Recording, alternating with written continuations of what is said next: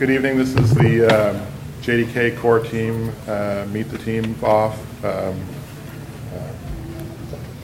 We're going to just do this as kind of a question and answer session and have people who are participating on the panel talk about what they're working on, and feel free to answer any questions about, or ask any questions. You can answer questions too about anything related to core JDK platform.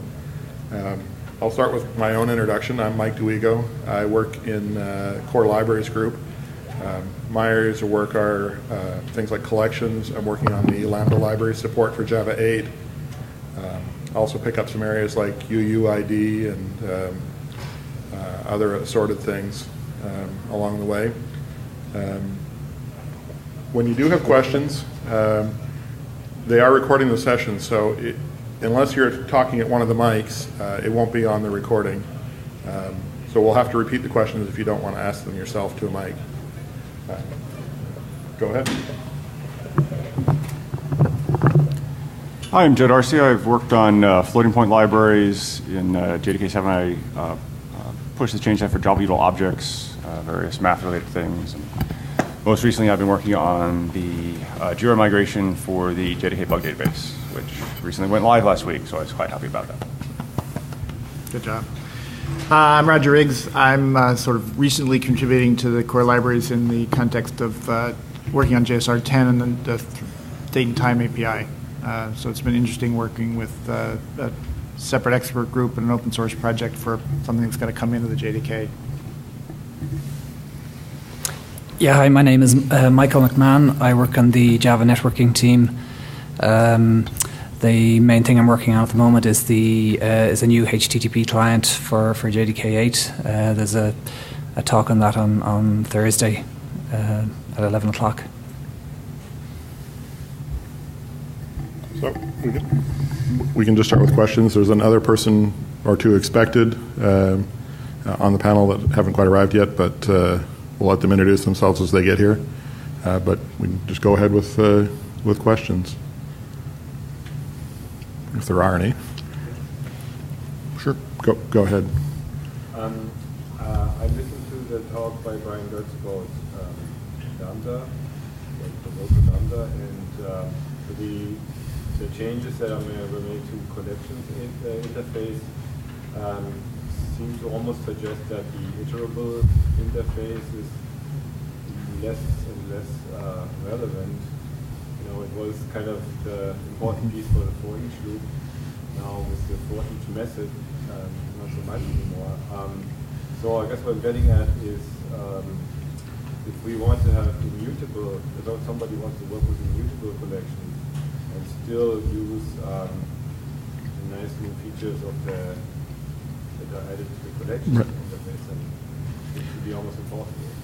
How would it be impossible? Well, sorry, I got to repeat the question. It was mostly a question about if you have immutable collections that are not part of the JDK, how would you use them within the context of Lambda? Is that pretty accurate?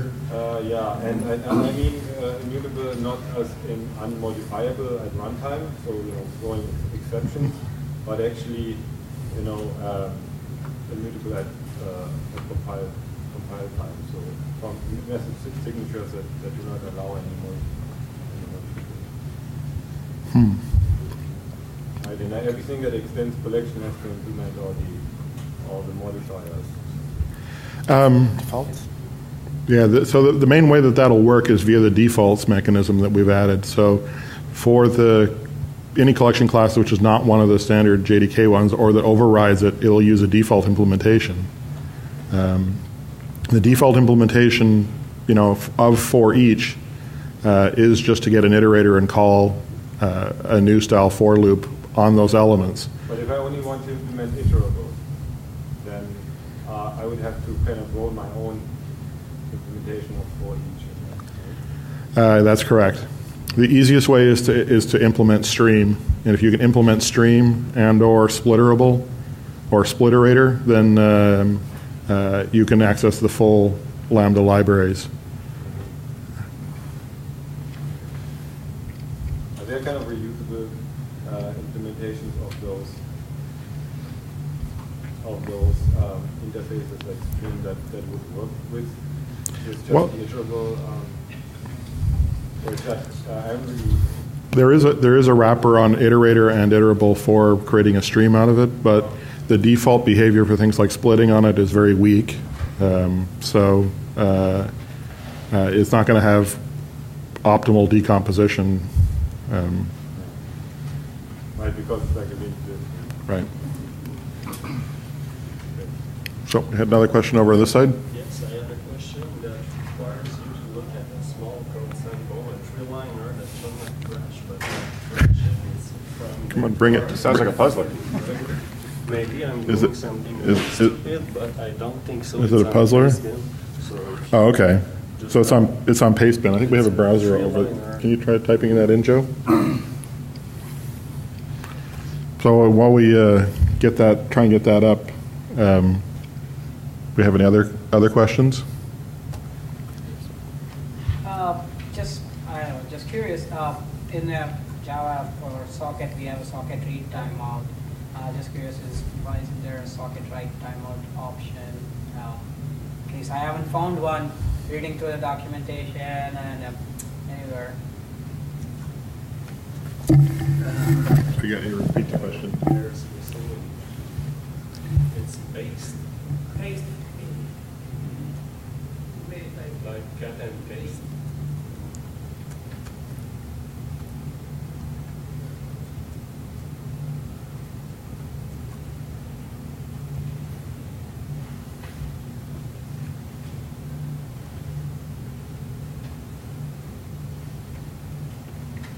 That's Can't see it. Can you hit the plus to make the font bigger? Isn't that Java? Don't like the Che Guevara or? It's a political statement. Usually we shy away from that at Java 1. I'm gonna have to go see it. It's a regex question. Yeah. I should have fixed the error message because it's really, you cannot understand what it does, what it meant. It just. So it's at runtime it generates an error, or? About the non-closed groups, but as you see, I have 3 groups and they are all closed. This might be something better to take offline. Yeah.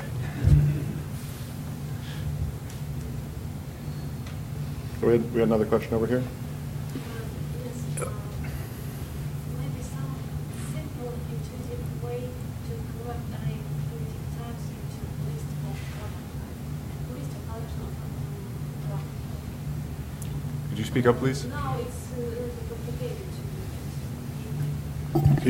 to You're asking to take a primitive list and convert it into something beyond what arrays.aslist would offer?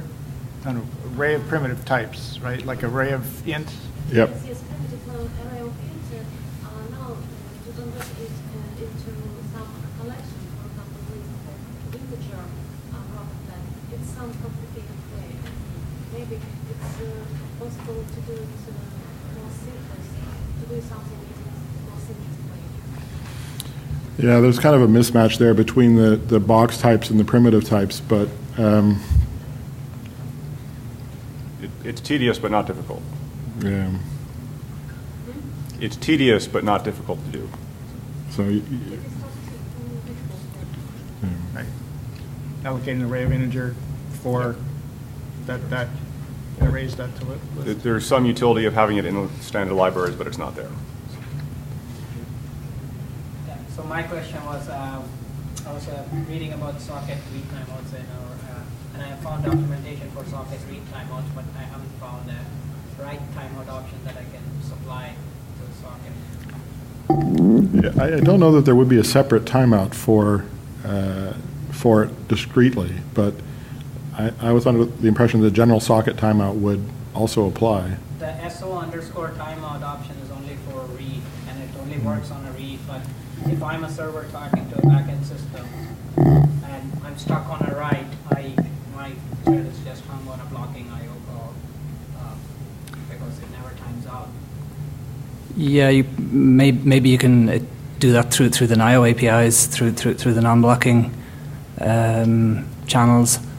You can probably, in fact, you can. Actually, yes, that is the only solution I have found everywhere to use NIO, but still that thread that's blocked on the right is forever stuck unless I rewrite my entire implementation to use NIO, which has its own level of issues rewriting if you're using something open source that somebody's already written. Like a good example is the HTTP client libraries that many people use, which has a socket timeout option. Now, all of a sudden moving into NIO because you don't have a right timeout. Yeah, well, the socket options, they tend to mirror the equivalent options at the native level. So that's probably the historical explanation. We did go around and try to find the C native level code, and it does have a write timeout option. For some reason, from the socket layer, it's not being passed to the native layer. So just was curious. And there's also, I believe, a Jira or something or ticket that was submitted, but that's been left open for years. There has never been a response. If you guys want, I can email it. Yeah, if you'd like to come up to me afterwards, we can take a look at the RFE and see what can be done. Okay. So to give you some ideas maybe about questions to ask or future things coming in Java, we put up on the slide there a list of the what are called Java enhancement proposals. These are proposals for features in Java 8 and later that are being worked on by both, anybody. Most of them would be Oracle, but there's other ones from IBM and Red Hat and others for contributing to Java. Some of these are for 8, some of them are for later, but maybe some ideas there. Go ahead. What is the status of collection literals? It's not going to be part of Java 8. You'd have to ask Brian Getz that as in the language BOF, which is next. He's the one person who could definitively answer what's going on with that. The answer is we want to do them. We think they're a good idea. We want to have support a larger variety of literals in the language, but not do it in such a way that we only do one particular sort of literal versus another. So we have some ideas about how to do that, but there's too much going into 8 to put them in there. As already been said elsewhere, we're trying to move Java to a more regular release schedule with more of a train model. Some of these JEPs here are proposals for things, but it's not even clear what release they're going to go into. When they're baked, they'll be put in. Collection literals, I don't know if there's a JEP for it yet, but there will be at some point, and when it gets done, it'll get slotted into a release.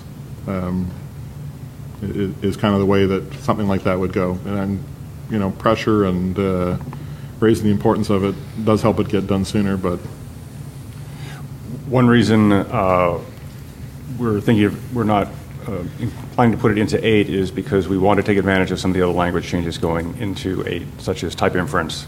So if we have more type inference available in the language and the compiler, we can have a richer set of literals than, say, the Project Coin proposals for similar features in JDK 7, which did not assume type inference being available. On the right side. So this question may actually be related to JEP 108 collection enhancements with third-party libraries. But do you guys communicate with the Guava team? Absolutely, we communicate with them fairly regularly, and in fact, the Guava lead, Kevin Brillian, is on the Lambda libraries expert group. We'll be bringing a very small amount of Guava features over into Java 8. This is mostly the static utility methods and optional class. We haven't got any plans for any of their collection classes at this time. Our original proposal at the time JEP 108 was specified said that if we did need any of the Guava implementations for the Lambda implementation, we would make those public. Mostly because we knew that if we put it in JDK and didn't make it public, people would just use it anyway. As it's turned out thus far, we haven't needed, as an absolute requirement, anything from Guava in terms of their collection classes, so we haven't imported any of those things in. But there will be some of the small niceties that they had. We've already stole 1 for 7 that we were able to get in, which is the require non-null. They have a different name for it. I've forgotten what their name is, but some other things like the utility class that lets you get the hash code of a primitive without having to make a boxed value.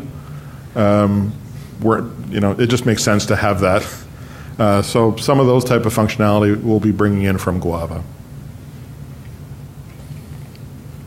We'll go there. He hasn't asked one yet.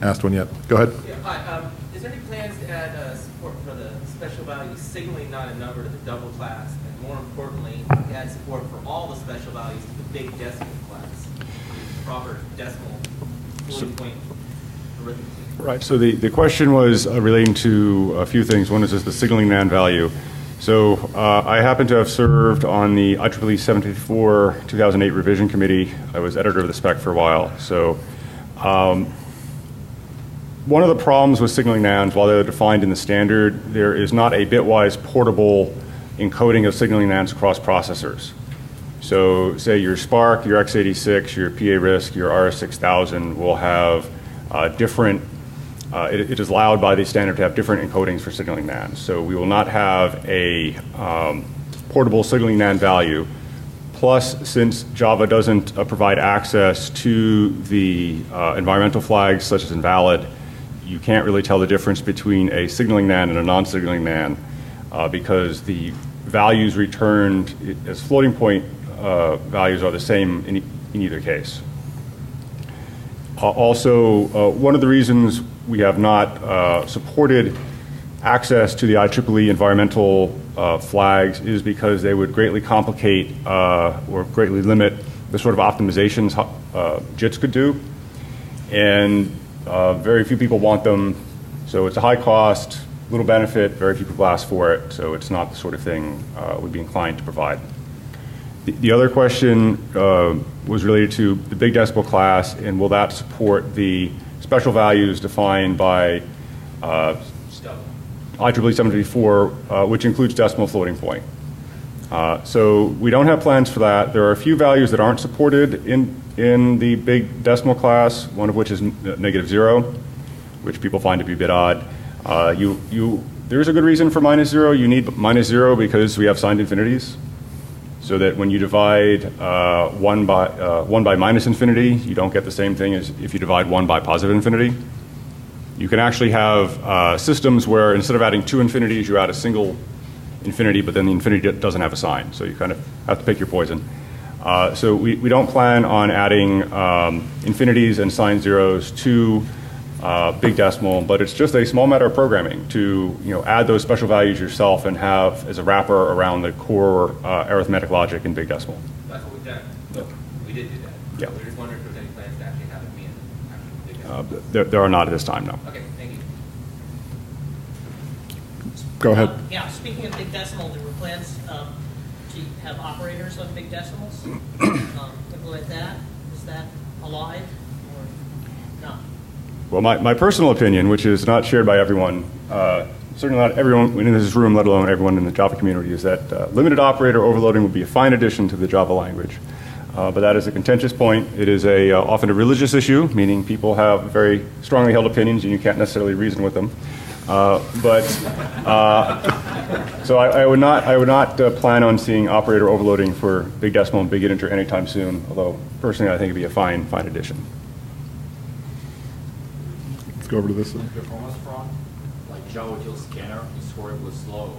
Like you would take, you can't parse like 100,000 integer numbers from a file to the it's really slow. It only works like for small data sets. Could you repeat the question, please? Java util scanner is horribly slow. Can we expect an improvement? There's been one small set of suggested improvements, which isn't directly to scanner, but is to integer parse, int, and others, which allow you to use a character sequence rather than a string. And scanner currently passes the string subset off to parse in order to do this, to do that parsing. By using a character sequence, it wouldn't need to generate a substring in order to do that, which might have some improvement in performance, but it won't solve the problem completely. No, it's not. It's not because if you write it through, if you do it actually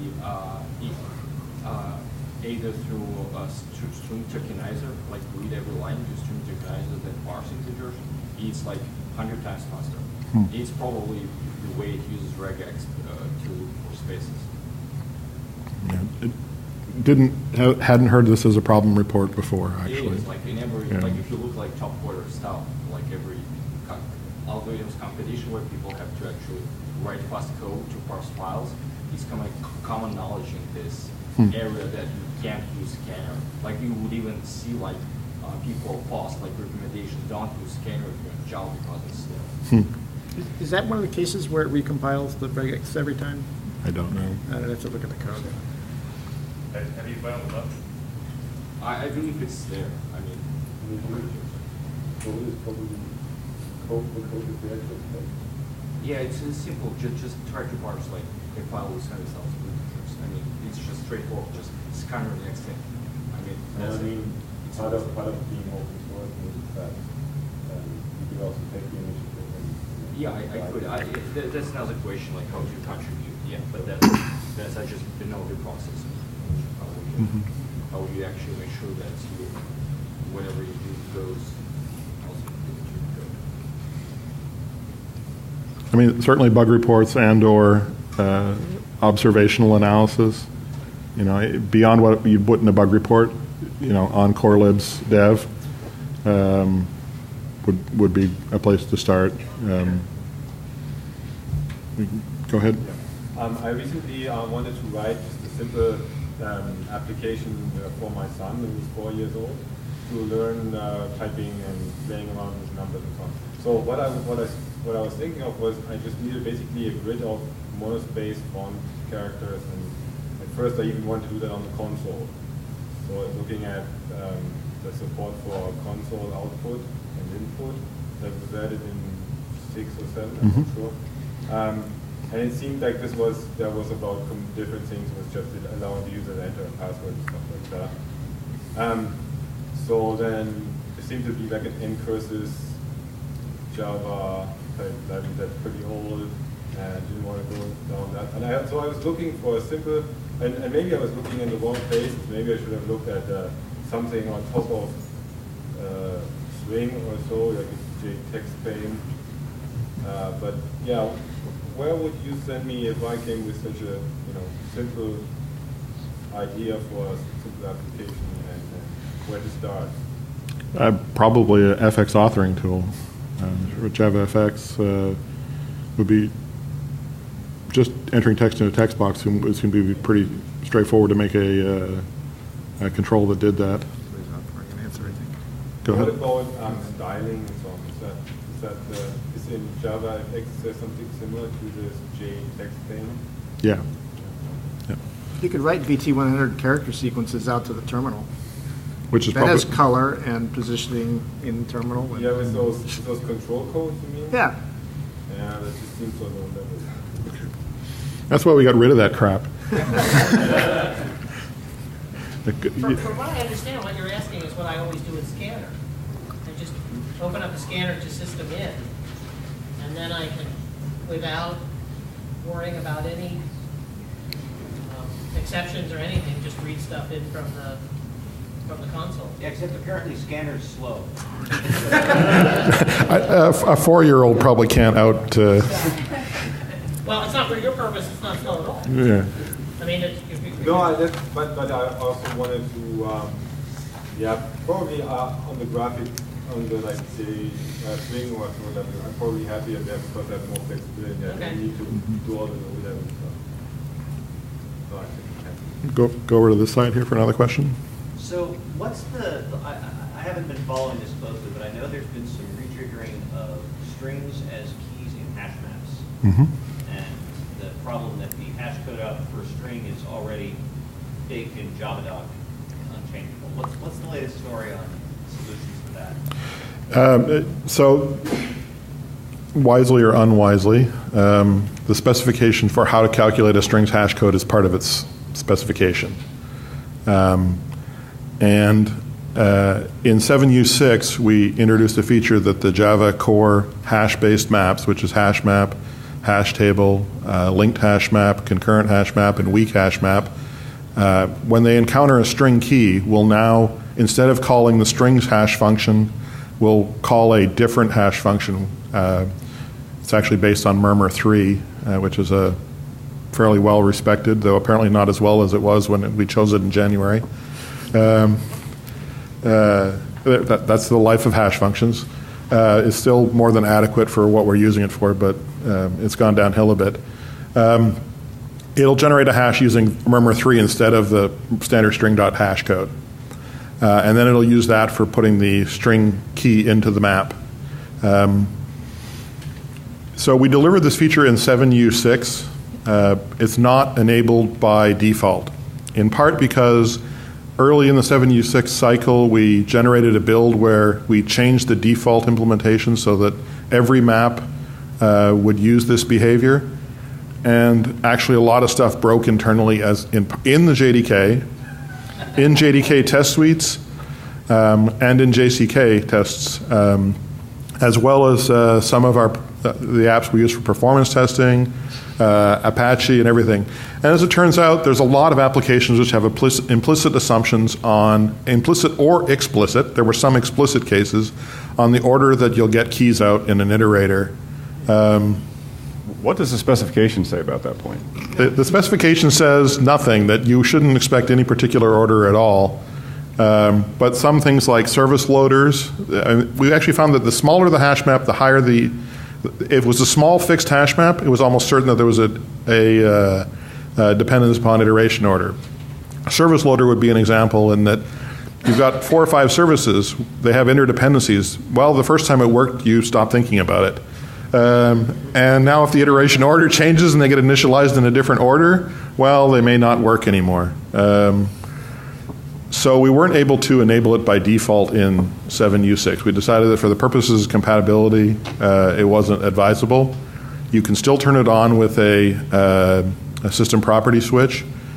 And the system property switch actually lets you control the size of a hash table has to grow to before the alternative hashing is turned on.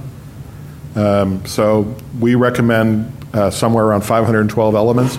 We assume that after you got 500 elements in a hash table, you're no longer expecting a particular iteration order. If you had a static hash table that you were loading with the same set of elements every time, you might actually still have an implicit assumption, which is why we make it tunable so that if you have to crank it up to 1,000 or whatever, you can. In 8, we'll probably be using a different solution. It will have, well, the current thought is it will have predictable iteration order, but it won't be the same one as Java 6, 7, or the alternative hashing. It's also possible that for security and depth reasons, it may still have a random iteration order. If somebody does find a collision attack, having a random mask that is applied to each hash map instance so that only full collisions are useful to them does make it sometimes harder, particularly if it's hard to find collisions. The default way there's a lot of detail in this, but the default way that hash maps are populated, it masks off the low bits of the hash code in order to find the index position. So if you know that you only need to find a partial collision on a hash code of the low index bits, you don't have as hard a problem. If you have a randomized hash function such that a random value is chosen each time and it's used for seeding, you don't have the same ability to generate partial collisions. So it's possible in 8 that it'll still be unpredictable for iteration order. It's kind of very advisable that people start testing with this now. because you will find that your code has implicit and or explicit assumptions as to the ordering. The explicit assumptions, as it turned out, were X509 certificate extension ordering. They assumed that they would come out in some particular order, and they didn't. And if people want to test bits now, Mike, is there somewhere they could go to get JDK 8 builds? The solution that's in the current JDK 8 builds is by default enabled, but it isn't currently the solution we expect to use in the end. After we prepared the initial solution, which we gave a lot of bake and test time before it went into 7U6, Doug Lee had been thinking about this problem and came up with a new solution around the end of May, and had since that time has been coding it up, and he's just about done. Our anticipation is that his solution, which is technically superior to the one that we included in 7U6, will need to be backported from his concurrent hash map implementation of it into the regular other main JDK map collections or hash-based collections. So you can try the one that's in JDK 8 builds and or turn the switch on in 7. You'll still get the benefits of the unpredictable behavior, but some of the performance characterization stuff, that it won't be the same as what probably in JDK 8 final. And just one follow-up, has the string class been modified to keep a second Yes. cache hash code around? And that's true regardless of the system property? That's true regardless of system property. We don't have a way to dynamically add and remove fields, unfortunately, under control of a system property. As it turns out that they do in the native side on Hotspot. Hotspot does magic things with strings, and they could do that, but we can't in Java. So right now there is an additional field on string for the secondary hash code, because string hash values are, caching is absolutely critical to anything involving string performance. We noticed that even simple things like a copy constructor of string didn't currently copy over the hash code value when you copied a string. If you add that, if you copy over the hash code value in addition to the string, it's actually noticeable on some benchmarks. That's how heavily string hash code is used. So we did have to add it as an additional field, and there's absolutely no way that they could share the same field, because even if we use only hash code or the new Murmur 3 for your maps, there's lots of other uses of hash code by other things that we don't have any control over. There was a lot of concern about the increase in size of string that this would incur. So as it turned out, we had another long-standing change which was planned for string, which is to remove the offset and count fields, which is related to substring sharing. So currently when you call substring, you actually get a special string which refers to the same backing character array, but with an offset and count. We've known for a long time that that actually is a bad trade-off for general business type workloads. There's some parsing cases that it turns out to be quite important for, but in general, removing this count offset feature of shared backing arrays turns out to be a win. So in order to get the space for that extra hash code field, we finally did the chop, and substrings are no longer shared with their origin string. Just one or two other quick comments on that. Changing the iteration order of hash map in an update release is usually outside of our compatibility policy for behavioral compatibility, even if it is allowed by the spec. We have changed the iteration order of hash map and hash set in previous major releases, and we'll do so again this time, so please don't rely on it. For classes in the JDK and general Java classes, we've learned over time it's generally a bad idea to specify the hashing algorithm if you don't have to. Cases where you have to include when you have multiple implementations of interfaces that have to interoperate in collections and you're not using identity as a quality. In that kind of case, you would have to define the hash code. So the hash maps, for instance, could work. But if you don't have to define the hash code algorithm, it's better not to have to. One other key point that comes out of all of that work on alternative hashing is that the hash-based Java maps are entirely dependent upon the quality of the hash functions that they're provided by the objects. In a normal, other hash map implementations, the hash map does the hashing of the data object itself, so it could change the hash function that's used. In Java, it has to rely on the object to provide a quality hash function. It's worth doing some analysis on your own objects if you're putting them as keys in maps to see if your hash function is of reasonable quality. One thing we noticed with switch to Murmur 3 is that we thought that there would be some performance penalty because Murmur 3 is somewhat more expensive to calculate than the current string hash function. As it turned out, there was an overall performance benefit to switching. The reason is that Murmur 3 has better distribution, so that the hash map was laid out more evenly.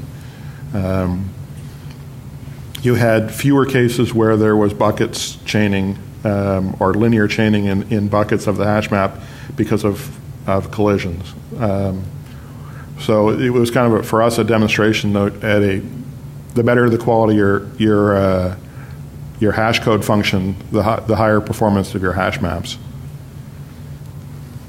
Go ahead. How is better defined? Shall the values be distributed over the whole range? Shall they be next to each other? For example, if I have 1,000 elements, that the values from 0 to 999, or should they be distributed? Well, if you were going to do a hash map that had, let's say, only 20 elements, but they were distributed between 1,000, modulus 20 would be just a fine hash function. Because you're going to get even distribution in that case. You want as even a distribution as possible. But over the whole range? Over the whole range, yeah.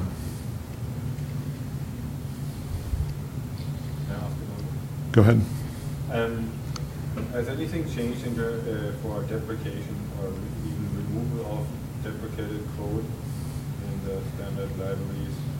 I'm not totally up to date on that, but it seems that there's some stuff that just stays forever, and especially, for example, with the new date timing coming, is there a chance that some graph from the date class might be removed, or things like that, just to make it as an example? Or is it a general policy to just keep everything because someone might still be using it? Our policy for the last several years has been for things to have deprecation added to them, they have to be actively harmful as opposed to just ill-advised. So if they're not actively dangerous, we're probably not going to deprecate them. So we haven't deprecated very much recently because of that. The reason, or one of the reasons the deprecated methods and classes have been left in the platform so long, even though we recommend they not be used, is to keep the binary compatibility contract of the platform, which is that existing class files continue to link. It's trivial to remove these things from the JDK, but if they are removed, then old class files will no longer link, and people get upset if that happens. So to date, we've chosen to keep them around. Go ahead. Is there a way to get a list of network interfaces other than network interface get network interfaces? No, that's the only way to get the list of network interfaces. Okay. How is it inadequate? I recall recently there's like a small native memory link. So if you're calling it once in a while, it's not an issue. But if you're calling, Is that on a particular platform or? Windows. Is there a bug? Yeah, I mean there have been issues with that before, but have you filed a bug on that or? Yeah, a year ago I think. Oh. Okay, well we can check into that. Not too recently. It might have been fixed since then, but I'd say 6 months ago I was still noticing the issue. well, we can check into that.